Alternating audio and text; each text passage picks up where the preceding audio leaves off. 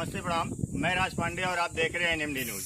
दोस्तों, अभी मेरी मौजूदगी है जनपद प्रतापगढ़ के थाना रानीगंज और ग्राम सभा चंदी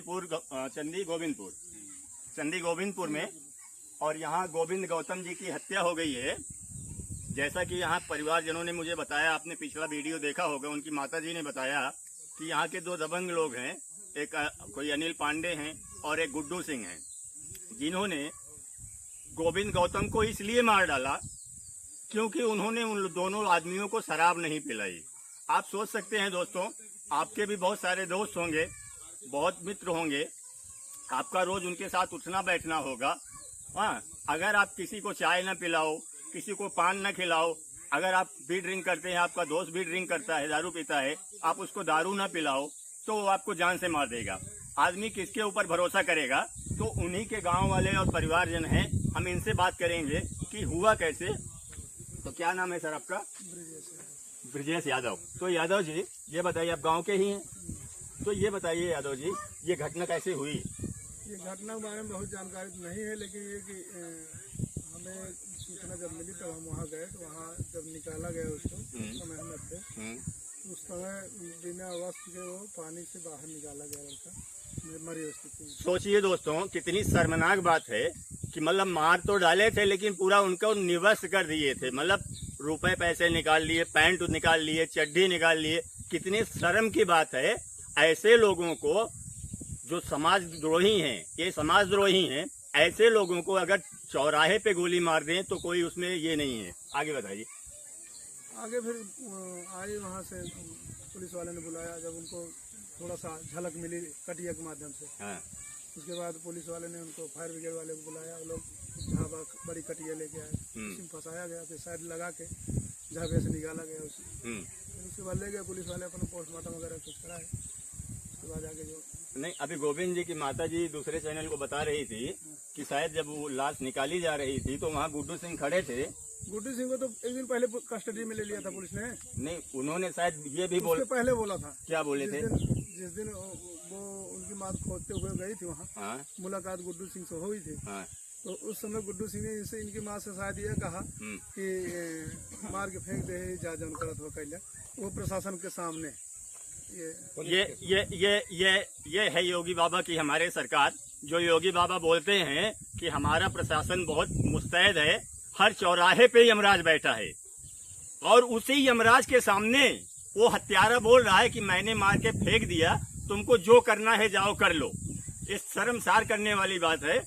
योगी बाबा, आपसे रिक्वेस्ट कर रहा हूं, जो आपने हर चौराहे पे यमराज बैठा के रखे हैं, उन यमराजों को जरा टाइट करिए कि ऐसे नक्कारा लोगों को, ऐसे वाहिवात लोगों को, ऐसे हत्यारे लोगों को इतना टॉर्चर करें। आप तो बोलते हो ना कि हमने तो मिट्टी में मिला दिया, और मिलाया भी है आपने। अतीक अहमद जैसे माफिया थे, मुख्तार अंसारी जैसे माफिया थे, जिनको आपने मिट्टी में मिला दिया। लेकिन इन लोगों के ऊपर भी लगाम लगनी चाहिए जो आए दिन ऐसी वारदात कर रहे हैं। जैसा कि आप दोस्तों आपने देखा होगा, आजकल हम जहाँ भी जाते हैं, बस जहाँ भी जाओ सिर्फ हत्या हत्या हत्या और हत्या, उसके अलावा और कोई न्यूज मिल ही नहीं रही है। और चाचा जी, क्या नाम है आपका? अच्छा, रिश्तेदार हो आप। आपका क्या नाम है? बुधराम। आप कौन हो? गाँव के हैं, उन्हीं के बगल के। हाँ। अच्छा, प्रधान भी हैं। अच्छा, पूर्व प्रधान भी हैं आप। तो प्रधान जी, ये बताइए कि जब घटना के बारे में पता चला आप लोगों को कि गोविंद जी अब नहीं रहे, तो उसके बाद फिर आप लोग क्या किए आपने? हम लोग जब कुछ लोगों से सुना कि ऐसी ऐसी बात हो गई है, इनका पता नहीं लग रहा है, हाँ, तो उसकी माँ ने बताया कि भैया हम इधर गए थे खोजने के लिए, जहाँ काम करने गया था, वो मजदूरी के लिए गया था।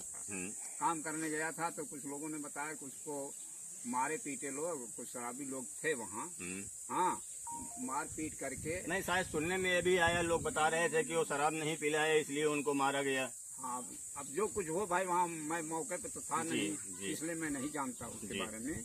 लेकिन वहाँ से जब लोगों ने बताया कि उसका कच्छा, बनियान, पैंट, गमछा, हाँ, तो वहाँ खोजते खोजते गई उसकी माँ, तो इन कपड़ों को पाया वही कुएं के पास।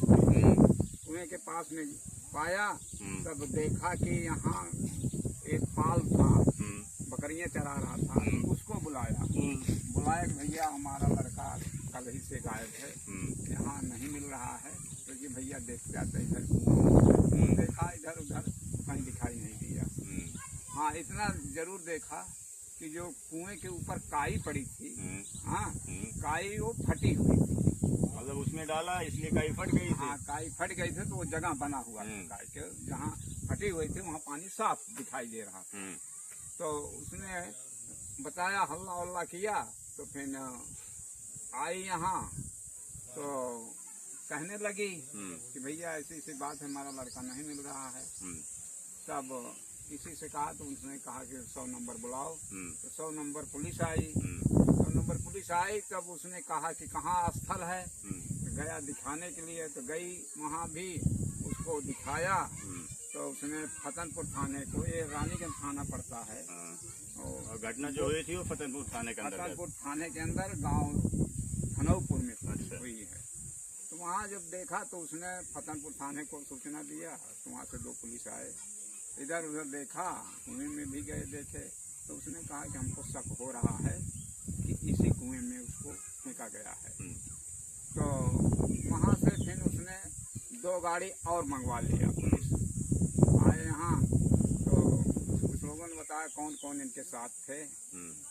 तो उनको ठाकुर गुड्डू सिंह को बुलवाए यहाँ, बुलवाए, आए यहाँ, उससे पूछताछ किए, कहा कि हाँ इतनी टाइम हमारे साथ थे, और उसके बाद से कहाँ गए कहाँ नहीं हमको नहीं पता नहीं।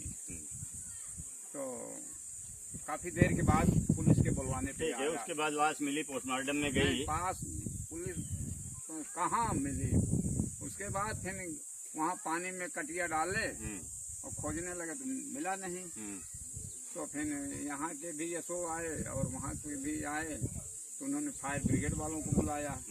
इसमें पानी 30 फीट है कुएं में, तो उसमें मशीन मंगाई गई, पानी सुखवाया गया, 20 फुट पानी निकाला गया। उसके बाद फिर फायर ब्रिगेड वाले वो झापा लेकर के रस्सा लेकर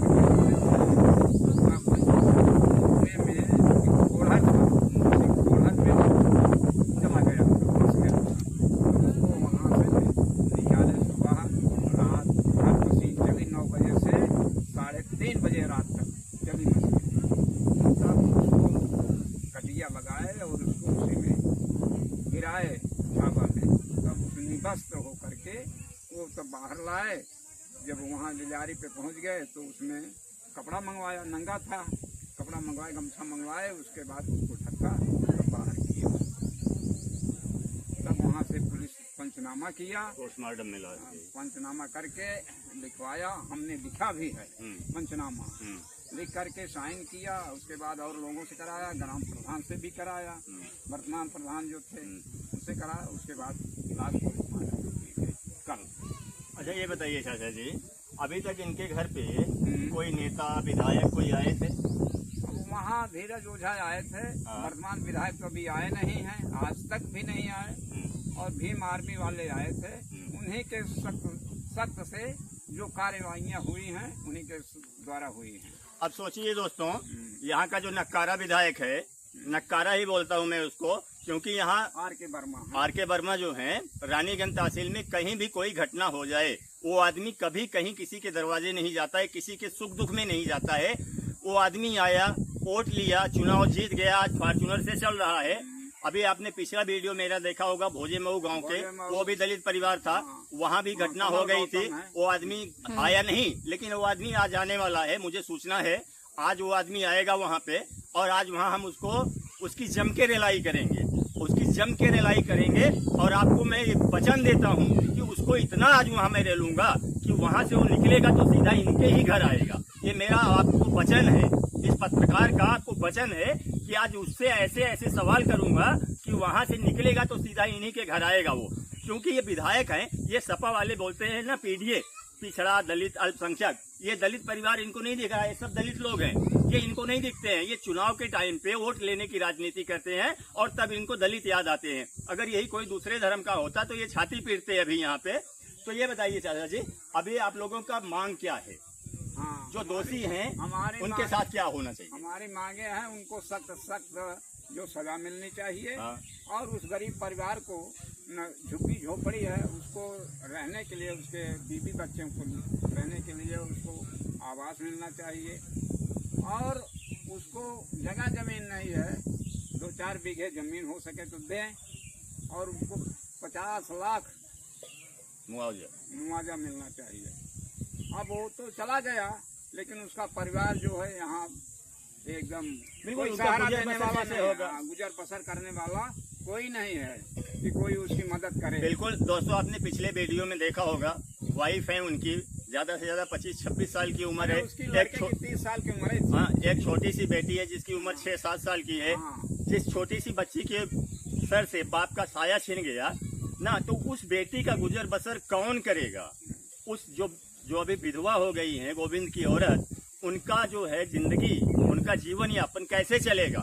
तो इसलिए हमारा योगी सरकार से गुजारिश है, और जैसा कि पूर्व प्रधान जी ने कहा कि कम से कम 50 लाख मुआवजा, अगर 50 लाख आप नहीं दे सकते हो तो जो भी बन पड़े आपसे, जो भी बन पड़े, ताकि उनके परिवार का गुजर भरण पोषण सब हो सके और उस बच्चे की पढ़ाई लिखाई शिक्षा दीक्षा चल सके, क्योंकि आगे चल के उसकी शादी भी करनी है।